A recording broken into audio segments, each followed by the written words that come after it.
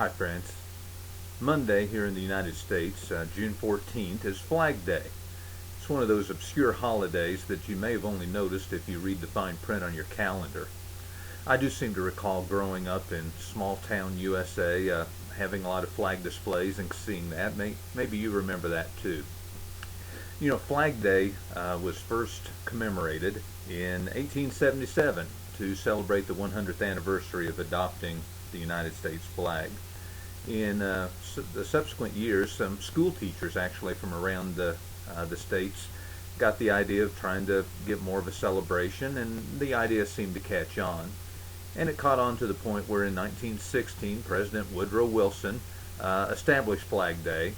But even then, it wasn't totally official until 1949, when President Truman made it an act of Congress.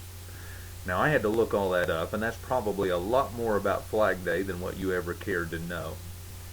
I mention it for this reason. I was reading in Scripture that Jesus is our flag. Do you know that? Isaiah prophesies in chapter 11, Isaiah 11:10. He says, you know, in that day, talking about the time of the Messiah, the root of Jesse, talking about Jesus, will stand as a banner for the peoples, and the nations will rally to him, and his place will be glorious. You know, they called it a banner, but it was used much like our flag to rally troops and as an insignia for tribes or countries. And here he says that Jesus will be our banner. You know, for Jesus to be our banner, I don't really think it has anything to do with things that we might wear or clothing or relics or things that might be on our church buildings or on our houses. It says that what will rally the nations together is for Jesus to be our flag, for him to be our banner.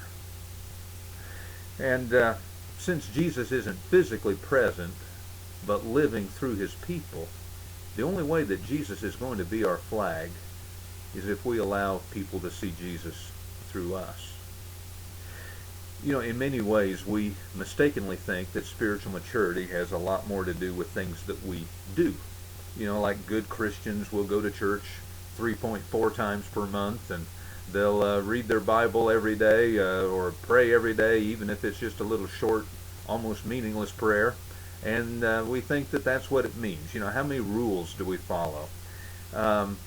And we know people, maybe you've known some, that are devout at following all those rules, but they don't do much about rallying people to the cause of Jesus.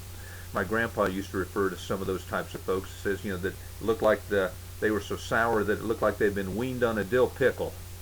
You know, not a lot of joy there, not a lot of attraction.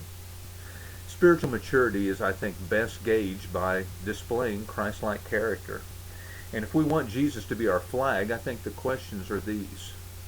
How well can people see Jesus through us? Are people going to be more or less likely to want to get to know Jesus the more that they get to know us?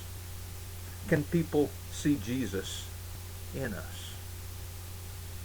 As I've said many times before, I can't live like Jesus, and you can't either. On our own, we're pretty worthless in that department. But if I allow Jesus to really get inside me and permeate through me in every way possible, people are going to see Jesus living through me. And at that point, then Jesus will be my flag, and he will be the flag, and people will see him on display. And they'll be attracted to the gospel by people that live like Jesus. So, in that way, every day's Flag Day, not just June 14th. May God bless you, and may God shine through you and be that banner that draws the nations to him. God bless you.